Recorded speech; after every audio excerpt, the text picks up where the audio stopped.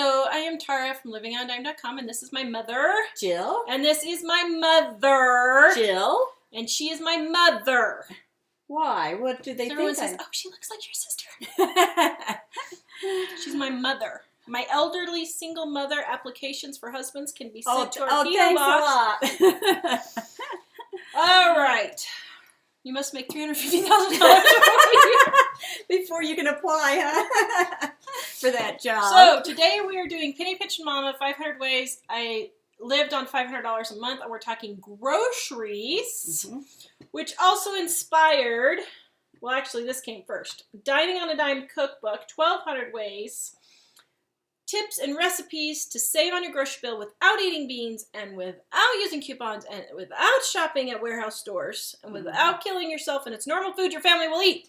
Yeah. Oh, that's true. It is true. Yep. Yeah. Everybody loves our cookbook because it's stuff their family will eat. It's easy to cook. Easy to cook. And people will eat it. Yep. So, we are talking groceries today.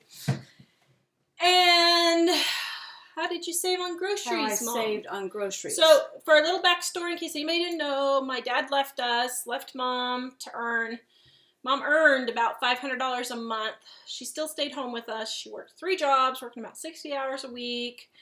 She did not homeschool, but she was working 3 jobs. She had 2 at home, 1 outside the home. And we lived on $500 a month.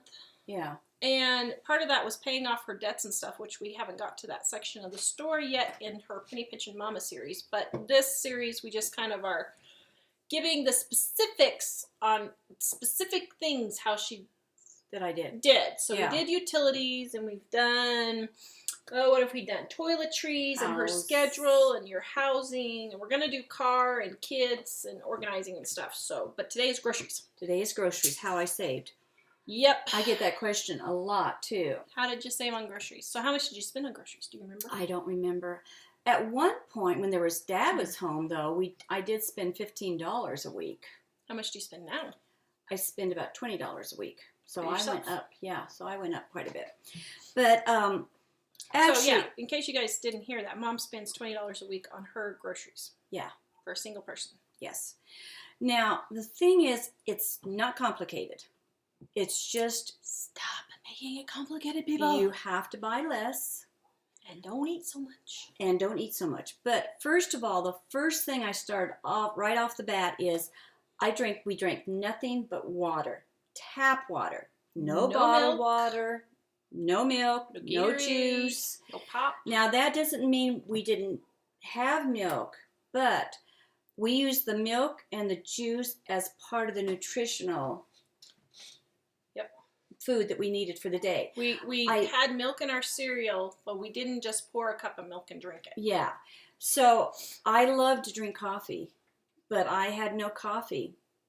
I just had to do without. And I just had to do it. So that's the way it was. So I went and I did without coffee and tea. We just had water. And then it goes into pop. We never had pop. The only time we had pop was when my grandparents would come to visit and they would treat us, yeah. Or I would have coffee if I go visit somebody and they'd offer me a cup of coffee. But otherwise, we just didn't drink it.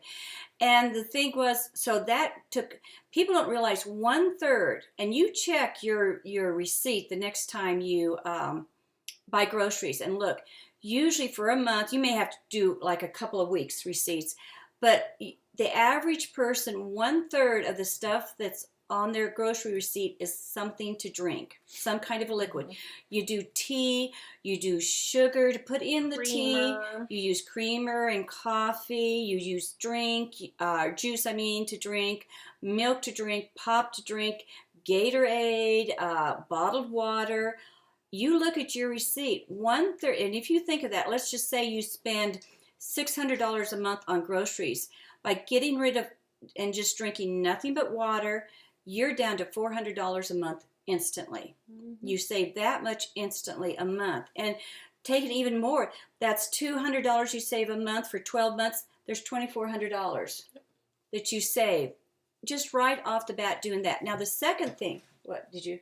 Oh, I thought you were going to have. Just to put it in perspective, at one point during this whole time when if you go back to listen to Mom's story on YouTube, it's Penny Pinch Mama, the series. One point, we didn't have enough money really for groceries, and someone was, did we ever find out who it was? Someone was sending us $7 a week. No, we never found out. Every single Saturday, we would get $7 in the mail cash. No idea who it was. Never found out who it was. Thank you, whoever you were. And that was our grocery food. That was our grocery money for the week for a long time. Yeah, a good portion. Somebody did that for like an entire year, and that purchased our groceries so $7 isn't much for three people. We had a little bit more, but it wasn't much. That was our main gist of our grocery money for that week. And so then the next thing I did was I learned exactly how much we needed nutritionally for our bodies for that day, each day. How much vitamin C we needed, how much iron, how much protein, carbs, everything. And that sounds like I don't want to have to study that. I learned this in high school, basic health. It's basic biology. Yeah. It was very simple. All you have to do is pull up a food pyramid off of the internet, and you've got it right there. And after reading over it a couple of times, I had it memorized on what we needed to do, how much food for actual vitamins and nutrients that we needed for each day. And I used that almost more than anything to help save on money, because what people don't realize is that I think with the whole health issue, and we're so into all these special diets, special foods, special everything. The whole health issue and obesity that we're having problems with, I think is just because too much eating. Eat too much. Yeah, I did Stop the nutritional thing and the portion control, and those two combined, they were unbelievable. And Tawra and I were just talking about that. I really think we were healthier at that time in our life. We weren't eating gluten-free, sugar-free, nothing. Just didn't eat so much. We just didn't eat so much, and I had it down to, for example, 1 orange is the amount of vitamin C that you need for a day, or 1 6-ounce glass of juice. So what I would do is I would give the kids 1 orange in their lunch. I knew instantly they now had all the vitamin C they needed for the day. They didn't get 2 or 3 oranges. Or they didn't sit and drink like a 12-ounce glass of juice. I didn't worry about it. They had their vitamin C for that day. Protein, they would have a small piece of meat. I would have a small piece of meat, and that was all I needed. So I could stretch the meat supplies. So to put it in perspective, this is an 8-ounce glass, and you only need this much of vitamin C for your whole intake for the day. Just a little tiny. If you think about it, 1 cup is 8 ounces, and you only need 6 ounces if you look at a measuring cup. It's not very much. Yeah. So I knew I was very careful with my menus. I didn't stress over it. I didn't write a month's worth of menus for that week before I went to the grocery store. I would sit down and I think, okay, I need to give the kids vitamin C for a week, so I would maybe get 6 oranges, or I'd get 3 oranges, and then they'd have enough juice for 4 glasses of juice. I had that down to how much they would need each day. Now, if I was going to have broccoli that day, they wouldn't get the orange because there's vitamin C in the broccoli. You learn just basic, nutritional foods, what each food has for nutritional value, and then give your family what you need. And I gave small portions. And what was so strange about that, you say, oh, my family wouldn't go for that or whatever. Your family has to decide. You all have to be in on this together and decide we're going to save money. That's all there is to it. And you got to be on board. And if you're the mom of kids, you got to make the decision yourself. And you need to teach them good. It's not so much that we need to go on all these different special free diets. We're not bothering to teach our kids to control their appetites, to control their eating, to learn basic nutritional facts on what they're supposed to eat.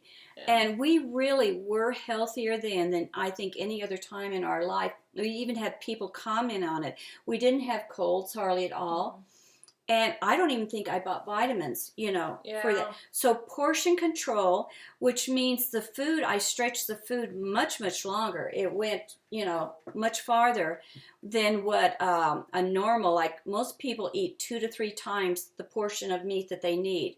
So that 3 servings that most people will eat would last us a serving for 3 days, type of thing. And I will say, if you guys are wanting these tips, in Penny Pension Mama, we have these tips on grocery savings, and it's the condensed version of what is in Dining on a Dime in here. So if you guys want these tips in print, we have the Dining on a Dime cookbook. That's what we wrote in here. And so this is Penny Pension Mama is specifically what Mom did, but Dining on a Dime is how to do it all over, to do the different stuff. And I planned my meals very carefully. Like I said, I didn't do 2 weeks worth. I didn't do a month's worth. I would keep a running list, and we might do a meal planning one, might be easier because it's to be more involved. But I would write down, okay, I had 7 days, and I would write down maybe 7 meats that I would have. Like I would buy chicken. I'd write down chicken. And I'd buy a whole chicken because that was cheaper. Mm-hmm. Well, I knew that was on my grocery list to buy a chicken, but I knew I could get 3 to 4 meals out of that chicken. At least. So I would buy 1 chicken. And then the next on my grocery list, I would maybe put down a pound of hamburger. And that pound of hamburger, I could get another 4 meals. So I bought 2 types of meat, a chicken and hamburger, and that would be for all of our main dishes and our main evening meals for that whole week. That wasn't a lot of food. Yeah. And so grocery shopping was easy for me. People say, well, how did you go to the grocery store? It didn't take me long because I didn't buy a lot of food. Then I would go to the next step. I would say, okay, I'd have list stuff on one side of the paper, like maybe broccoli or cauliflower, a couple of vegetables like that, and I would check what was on sale. If broccoli was on sale, I'd have broccoli, and like I said, that would cover our vitamin C for several days. If Mom would not buy oranges in July. No. I only bought what was on sale. If chicken wasn't on sale, I'd have a backup like roast, and I would know that I could make 3 or 4 meals out of 1 roast. So if chicken wasn't on sale, then I would do the roast. I'd go through my sale ads and kind of adjust what I needed for groceries for those sale ads. Our menus went around what was on sale. Exactly. We didn't just go buy what we wanted. No, I would adapt to the sale things, and then I would pick the meats for that week, and I would stretch this stuff. I would not overcook. I know a lot of people cook huge amounts, but I'm kind of leery about that because then you say, well, I put the leftovers in the freezer to have it another time. Those leftovers get lost in the freezer probably 50 to 75% of the time. They get freezer burn, they forget about them, and they get lost. So what I would do, I tried not to cook huge amounts. I kept it small, but at the same time, like if I cooked a roast, that didn't mean I didn't have any leftovers or that I didn't use my leftovers. I would cook a roast for one day, and we'd have 1 slice of roast. And I would maybe have put roasted potatoes in with that roast, and that would be their first meal. So then the next day, I would take that same roast, and I would shred part of it, and we'd have barbecue beef sandwiches with that. Then another day, I would take that same roast and maybe... I would take little pieces and maybe have beef and noodles. And then I'd get down to the very bottom because often I wouldn't let anything go to waste. There was juice in that roast pan after I roasted it. I would make roast beef gravy. So I didn't let any part of that roast go to waste. So then I would take the gravy, and we'd have little tiny pieces of roast left was all. And I would put that on a piece of bread and put hot roast beef gravy on it, on top of the bread. And there was another meal. So I would just I did have some leftovers, no matter how careful I did, but I would just stretch it out into meals that we would eat that week. And by doing it with the barbecue beef or the roast beef sandwiches, it didn't really get old, I don't think. Did you think we ate the same thing over and over again? It didn't. Because then I would add variety to the meal by maybe having a sliced orange or sliced apple one day, and then maybe a tossed salad the next day with the meal. But some things that and I think it was Amy Decision said this one time. She said, it's not what we buy, it's what we don't buy that makes us frugal. We did not buy packaged cookies or Pop-Tarts or granola bars or Gatorade. I didn't buy potato chips very often. No potato chips, no tortilla chips. No. We didn't buy a lot of cheese. We had cheese as a condiment. Cheese was part of the nutritional value because it was our dairy, and so I would use it. But we didn't have it like huge. We didn't eat a lot. Just eat chunks of it to snack. The odd thing was eating this way, the kids weren't hungry all the time. You know how the kids just graze and are in the cupboards eating. What's there to eat? What's there? The kids didn't have cravings. They didn't want to eat all the time, and they had very few cravings. They actually acted less hungry at this time than I've seen other kids, that just want to eat nonstop. And was it because we bought organic food, Mom? No. There wasn't even such thing back then. We didn't even have organic food back then. I know I'm going to get slaughtered for this, but I do not believe organic food has any more nutrients. I'm sorry, it doesn't. It doesn't. They've shown that scientifically. They've shown it has the same nutrients. There's over really and over again. Not anything better. So, and you guys had no cravings. It was like you were filled. And now that doesn't mean I starved my kids. If they would come later on in the evening and say, "Well, I'm hungry," they didn't snack a whole lot. We did have snacks, but it wasn't. We'd fix a bowl of popcorn. I would fix them up a bowl of popcorn if they wanted something like that. So we just didn't eat huge amounts. Food was not our life. We didn't. We didn't live to eat. We just ate to live, basically, is what we did. Now, another way that I saved was on my recipes, if I would make a casserole and the casserole called for a whole pound of hamburger, I would not use that whole pound of hamburger. I'd only put a half a pound of hamburger in the casserole. And then even that half a pound that I would fry up for that casserole, I would take and scoop out 2 tablespoons, and I kept a container in the freezer, and I'd put those 2 tablespoons of that in the freezer so that at the end of the week or end of 2 weeks, I would have enough hamburger in there to make another whole meal. So this half a pound of hamburger, I stretched it, or the whole pound, I stretched, quite a bit. So I didn't use as much as what a recipe would call for. If I was making like chocolate chip cookies, I didn't use, it would call for a 12-ounce bag of chocolate chips. I would use 6 ounces or a half a bag. I didn't buy chocolate chips too often, though, because I tried to make cookies, like sugar cookies, that didn't take more expensive ingredients. Raisins or chocolate chips. Yeah, or nuts and things like that. I tried to keep it even down farther at times to simple recipes that didn't call for a lot of extra expense. Even for casseroles or my main foods, I call them exotic. It wasn't really exotic, but I didn't have the money to buy ripe olives for something and add all those extras. Or if I made an omelet, I didn't put like 25 vegetables in one omelet. I would maybe sprinkle a little bit of cheese because that was part of our nutritional value. If we had leftover something, we put it in. Yeah, and if we had something left over and I needed to use it. But that's, the way I did. Lunches were leftovers. Usually leftovers. The kids didn't buy their lunches. There's no way. That was too expensive, and I didn't buy my lunch at school. And work. And I did the same thing. I didn't send a huge amount. Kids eat about 1/4 of what you send to them for lunch. I am shocked. I go to eat lunch with the kids at school. These parents have a full Capri Sun, 2 granola bars, a packet of chips, a huge sandwich, a packet of pretzels, some fruit, cookies, cake. Seriously? The kids throw away 3/4 of it. Yeah. And so I never sent a large. Ridiculous. If you just watch a lunchroom one time and the kids do not eat, and that goes back to the portion control. Parents are feeding their kids way too much food, whether it's in the evening meal or for their lunches. So the kids would get maybe a half a sandwich, which, that saved a lot just doing your sandwiches in half. Do you know how much you'd save?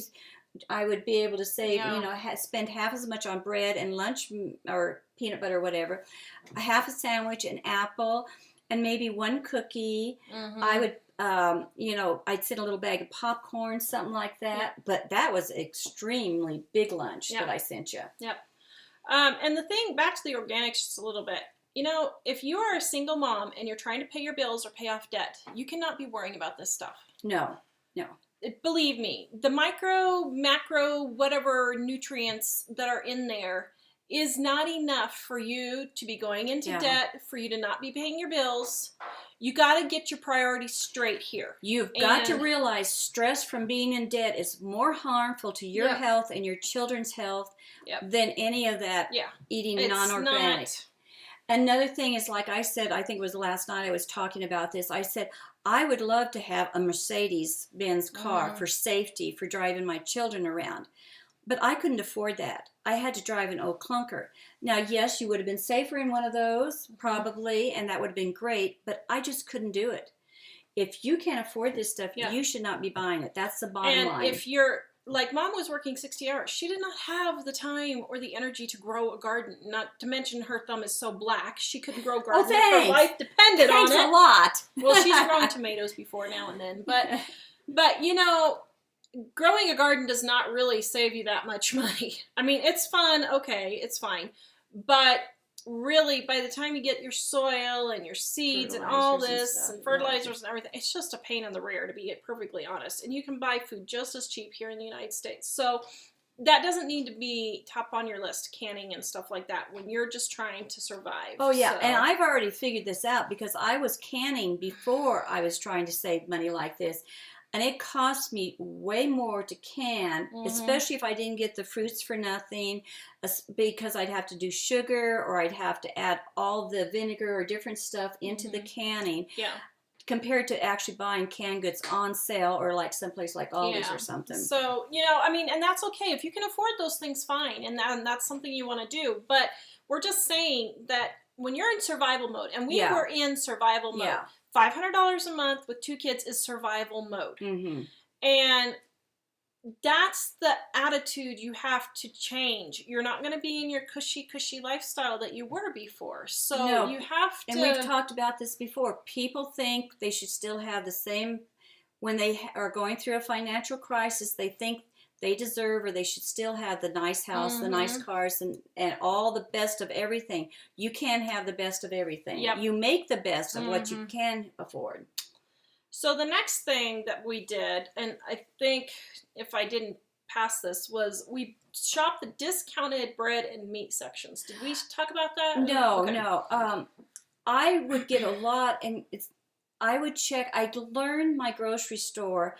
And I knew that certain times of the day, and I said I would go to grocery store after work, which I did a lot, but there was like one day of week when my grocery store would be stocking the new stuff in whether it's dairy or meat or in the bakery department, and they would do it at a certain time in the morning. So that day, I would go before work for stuff that I didn't have to keep cold or whatever, or try to do that when I could, at the times that I could, because I would find a lot of stuff on the clearance rack for the bakery. I would get bread.